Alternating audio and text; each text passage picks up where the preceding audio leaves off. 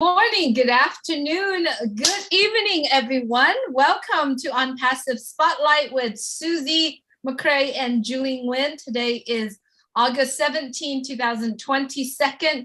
My name is Julie Nguyen. I'm coming to you from Orange County, California. Susie? Hey, how's everyone doing? It's Susie McCrae coming to you from Amherst, Massachusetts in the United States. And today is another episode of On Passive Spotlight. And as you know, if you've watched before, what we do is we find a founder that we think is interesting and that we want to spotlight. And who do we have today? But we have my good friend Romola Hodis with us today as our founder spotlight. Okay, so just a quick little introduction of Romola, and then she's going to share some interesting things about her. I think, Romola, it was a few years ago, you reached out to me. We became fast friends once we got to know each other as being founders in the company of On Passive. And we developed a very good friendship and relationship. We talk quite frequently, and we were able to actually meet each other in person last month. I find Romola a lot of fun, which everyone knows my favorite F word is fun. She lives down in Florida, but she's a native New Yorker. And so we would like to welcome you, Romola. And if you could just kind of tell us, Julie, you want her to tell us a little bit about herself? Yes, please. Romola, please say hello to everyone. Hi, my name is Romola. I live in Boynton Beach, Florida now from New York. And I wanted to say that, meeting Susie and some of the other founders, what an experience it is, after you know somebody for years over the internet, and then you actually get to hug them. And as Susie said, sniff them. It was great. It was just a really, really lovely, warm time. And because of that, I am going to be having, and I believe it's going to be the first week in November, I'm going to have a get together here in West Palm, and I'm looking for a place now. You inspired. And guess who's going? Guess who's going? That's right. Me. That's right. Yes. Yes. That is so awesome. So I know you met Susie McCrae and so many other. Let me ask you really quick, go back in time a little bit. When did you join On Passive? And I know you told me very early in time. Yeah, actually, I remember exactly where I was. I was living with my sister. I was lying on my bed in my room. It was actually September 11th. And someone who had got me into another business sent me the video. And I was like, is this an honest person? Is this, and I joined right away. And I had spoken to Ash. And one of the things I joined, there was about 5,000 people. And one of the things I had said to him was, I'm reading a lot of the links. And you can kind of tell that, it's coming from India or somewhere. The grammar could be tweaked. Can I go over all of them? And he let me, and I went all over them and fixed the grammar. And we used to talk, and he used to say, come for lunch, but then it just started getting busy. And I've been following ever since, before we had a name, before we, when we would just be on phone calls, and once, it's just developed. Like, it's interesting because I was in the natural food industry from the beginning, and watching that develop, On Passive kind of reminds me of that a little, because here we were, he didn't have a name, we weren't doing webinar, and now, we're getting together, and there's a zillion, it's just great. So it's well, you don't give yourself enough credit for what you've done in the natural food industry. I know your story, but a lot of people watching don't. I mean, Romola is really a businesswoman with a fantastic skills. You started the first, was it the first wholesale distribution of natural foods in New York? I was one of the first women on the whole East Coast to be a broker. It was a man's world. Mm-hmm. And, I helped build the natural food industry. I also was the person that got in organic meat, and everybody was freaking out. And I said, some people, including me, eat meat, and I want it to be healthy. And it was great. It is such a good memory. 25 years. I mean, I certainly had my issues, but it was great. And then Yeah. after that, I wrote a book, and that book led me to be on a Netflix series. Ron Howard asked me to be on his Netflix series. My father was the porno king of New York City, so I wrote a book about his story, and also I was very abused by my dad, by my mom, and how I chose to find a way to not let it affect, affect me in my life so much, by getting mentors and friends and learning to talk kind to myself and having a good attitude. That's why On Passive is like right up my alley. And then the Netflix series, Ron Howard asked me to come on because he was doing something about what's called The Killer of 42nd Street. This man was kind of like the Son of Sam or whatever, but because he was killing prostitutes, a big deal wasn't made of it. And this killer was the one that started like the laws to change for ladies of the evening, or sex workers as they call them now. So I'm on. And that was really exciting. So, and once again, you're being humble. I read both Ramola's book, The Princess of 42nd Street, and I watched the Netflix series. I thought it was called The Times Square Killer. Is that what it's called? maybe, or something? I don't remember. Yeah. The Killer of Times Square, the Times Square Killer. But anyway, Romola was like excellent. You can watch it. You can see her being interviewed. But I think the key point, Julie, that is so important in Romola is she rose above. She rose above what went on in her life and decided to not have any excuses in her life, and to just become a great person with a big heart. And I am just so thrilled to have met her. Actually, when we launched O-Staff in Boston and I was sitting next to Ash having dinner that night, I knew that he knew Romola, and she texted me and she said something like, "Hi, say hi to Ash." And I said, "Hey, Romola says hi, Ash." He goes, "Let's call her." So we called her, and the two of them, had a nice conversation. I pick up the phone. I'm like, he goes, "Hello." I'm like, "Ash, is that you?" He goes, "That's me." I said, "Hi, how are you?" Yeah. So it's so funny in this whole journey as founders of how we've got to meet people. And you are extremely humble, Romola, because I know you went through a lot of adversity, and there's other things that have happened in your life as well, but you always rise above. You always have a good sense of humor. And I'm just so glad that I got to meet you, and that people are seeing you and knowing a little bit about you too. Julie, did you have any questions for Romola? Yes, when you both meet each other, what were your, I guess I should say, expectation? Because I feel like you both known each other for a while, being in conversations, having a lot. Was it like, because I know we haven't really met each other in person, but when you meet the individuals that you've been on the phone and Zoom for many, many years, what was it like? It was, for me, just to get to really hug this human.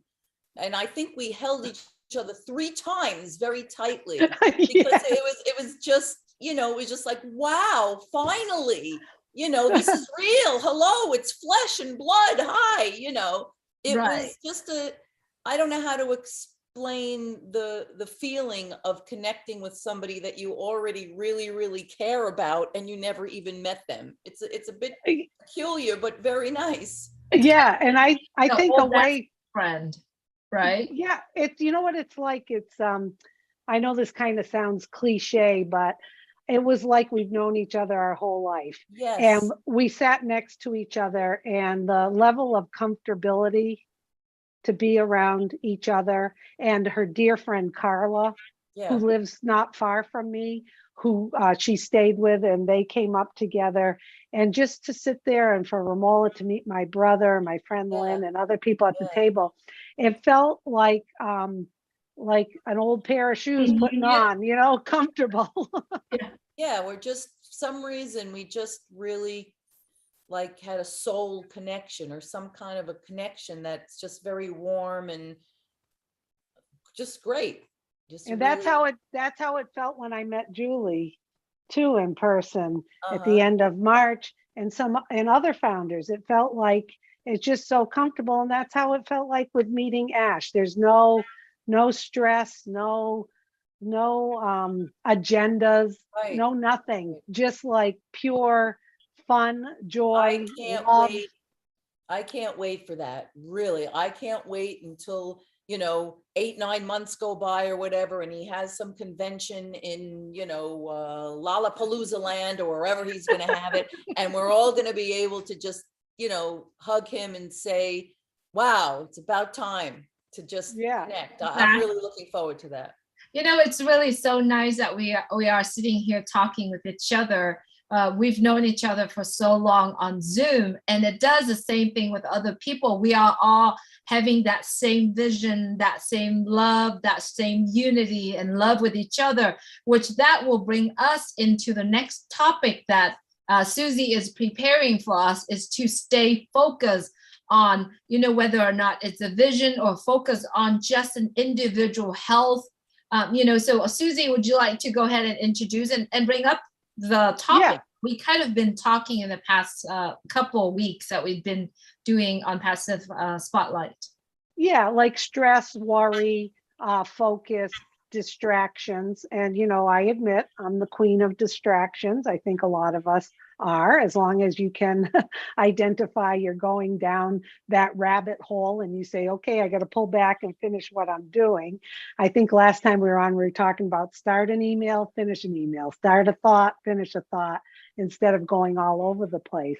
But something I learned, you guys, a few years ago, and I may not be able to explain it exactly like the person meant it, but I'm going to give you examples, especially if you are a procrastinator, okay? Or you're someone who puts off today what you can do tomorrow, which is okay with some things. But I'm going to talk a little bit about it because I think you might get some value from it and think about things that you may do this sometimes and the additional worry or stress it may add to your brain space. Remember, we talk a lot about trying to be more creative, having that quiet time, freeing your mind up of things so you can be a good representative of as a founder of On Passive and start thinking bigger, thinking better thoughts. So here's what it's called. And you can look it up, and I don't have any notes. I just go off the cuff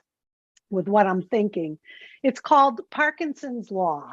It has nothing to do with Parkinson's disease. It was a man, his name was Parkinson's Law. And basically, as long of a time that you allow to get a task done, the task gets done within that amount of time.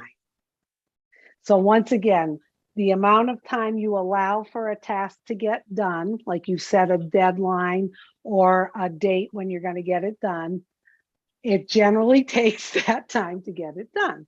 So we're talking about, I'll give a couple examples.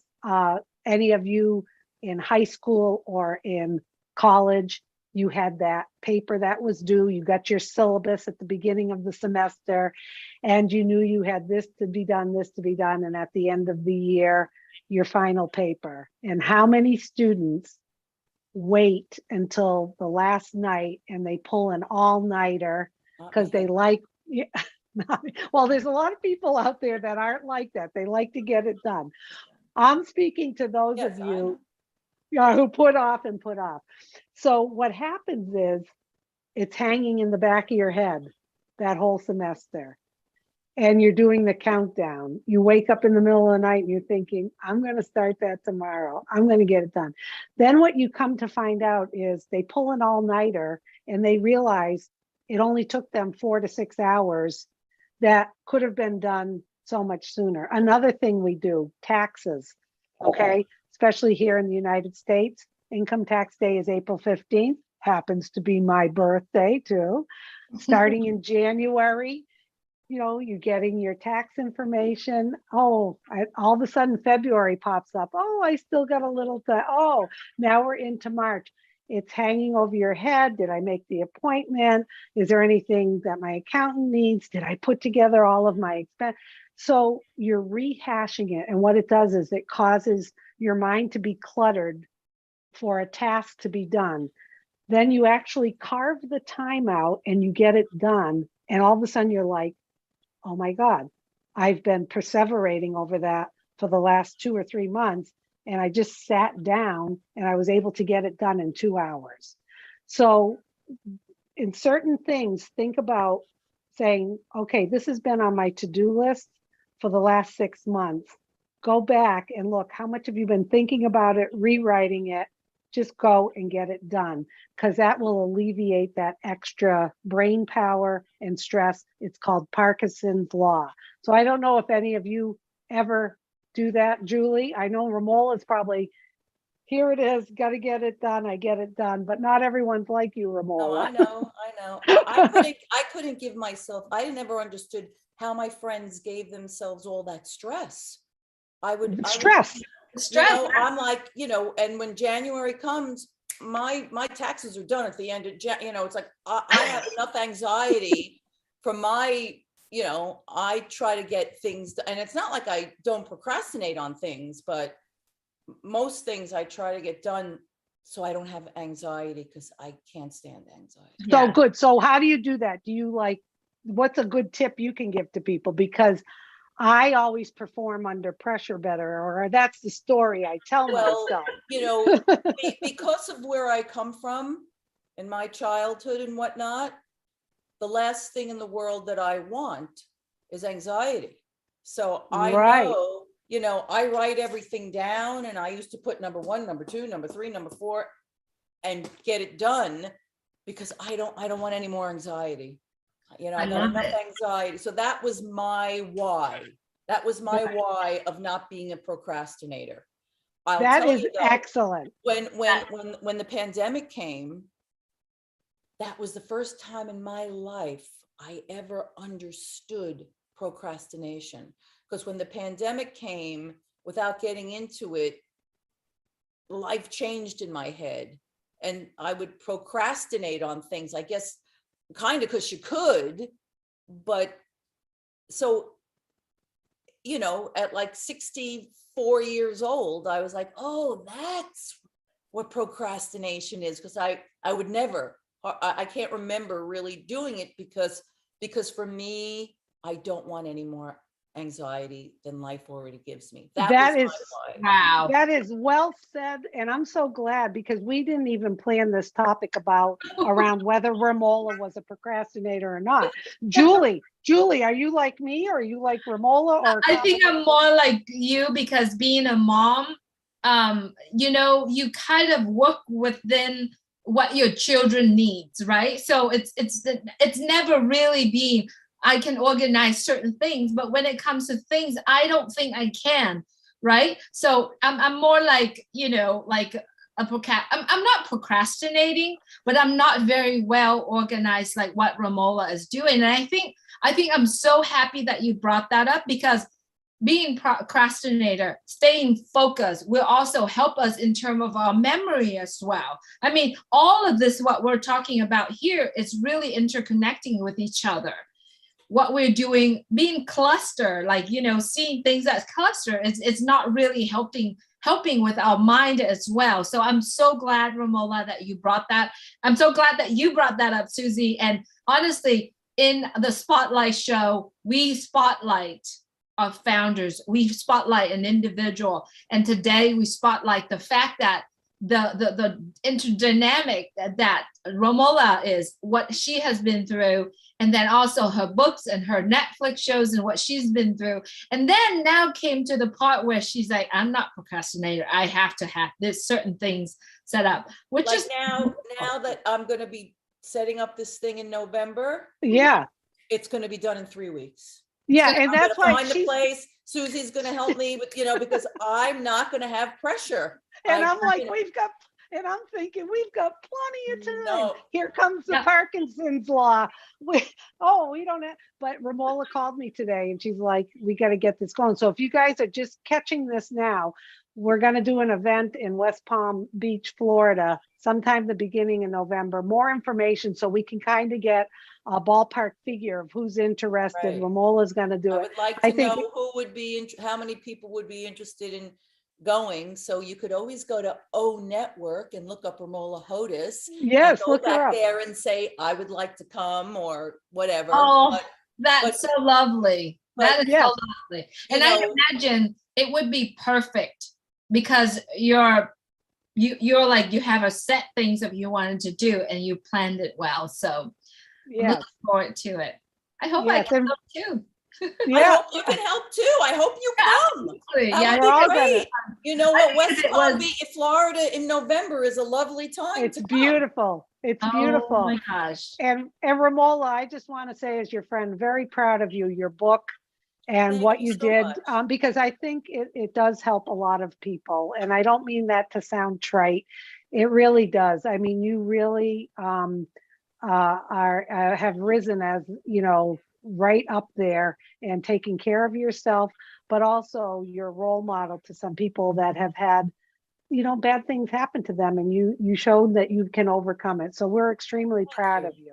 Thank But you. we are going to end in a fun note, okay, now that all the serious stuff. And just a reminder to everyone, it was announced today, tomorrow, Thursday, August 18th at 3 p.m. Eastern Daylight Time will be a corporate webinar. More details in the back office. I believe Ash will be coming on to speak to the founders. How exciting is that?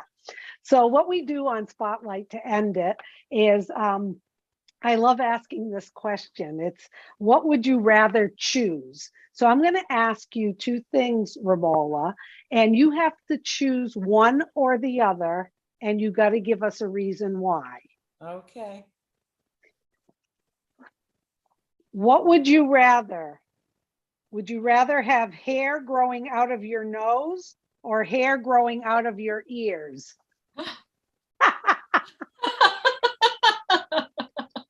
Well, I think if I had hair growing out of my nose, at least I could clip it on my own. The ears would be hard. So I guess it would be the nose. No, I'm going to add something. No clipping allowed. Then the ears, because then I could like put it behind my ears or something. There you go. Not my There you- nose. There No. you go. Okay, Julie, how about you? I would want hair to be coming out of my ear, definitely. And I can just either put it in the back and use his hair to kind of cover it. Right. No, But think about how much fun No, I no, would I don't have. want to think about it. I could No. make a pretzel. I could No. do like You a think little about it. animals You or think whatever. about it. And do Okay. that while you're hula hooping. There Okay? you go. there you You go. could throw the. I thought it was a fun one. That Well, is like a we- fun one. Yeah. So thank you so much, Romola, for joining us. And everybody in the comments, if you want to add, would you rather have hair growing out of your nose, or maybe you already have that happening? I don't know. I bet you some people do. Yeah. So That's right. Maybe somebody did. Anyway, Romola, thank you so much for spending precious Thank you time very with us. much. Thank We you so Yes. much. appreciate you, and you are the diamond in the rough, and we appreciate you being here. Thank So you. at the end of our show, we usually say, what's the action plan for everybody to come on? To me, the topic that we discuss here is something that we really need to look at our life right now. Be organized, declutter thing, right? For me, also, it has something to do with memories, because for me, if you are declutter, it helps you where things putting. I told Susie today, I said, you are calling the loved one every day, right? Instead of saving the number, well, you have the number there. I can pick up the phone and call Susie McCray, but if I could just remember her number, right? right. Every time Right. I called you, I'll just dial the number. It would really help with our mind as well. We organize and we focus on that moment. We dial that number. Or we know in OnPassive, we have the OTP number. How many of us are actually remember that 6-digit OTP going from our email to our back office? Are you usually the person who remember it and type it in right away, or do you have to write it down? If you are the person who write things down, like the 6-digit OTP, I would recommend if you could try to remember it going from your email to your back office. So those don't copy and paste. No copy and don't paste. copy and paste. No, that's not allowed. Let's do that, right? Remember the number. It has something to do with focus. It has to do something with organize as well. It's very little, but I hope those two would help as an action plan for this meeting coming forward. That's all we have, everyone. We have a diamond in rough here, Romola here with us. Thank you. We love you, and We love you. we appreciate everyone's joining us today. And if you're joining us on YouTube, we appreciate you. Click the subscribe button if you haven't. Click the bell for notification, because we do this live on the channel that you have and on Passive as a whole every single day. Especially for On Passive Spotlight, we come to you every Wednesday. It could be at 4 p.m. It could be at 7:30 p.m. We're all busy. We work on really the schedule for everyone. So just click the bell and get notifications. Thank you so much, Romola. Thank you. Bye, everyone. Thank you. We love you. Take care, everyone. Bye. Have a great Bye-bye. evening.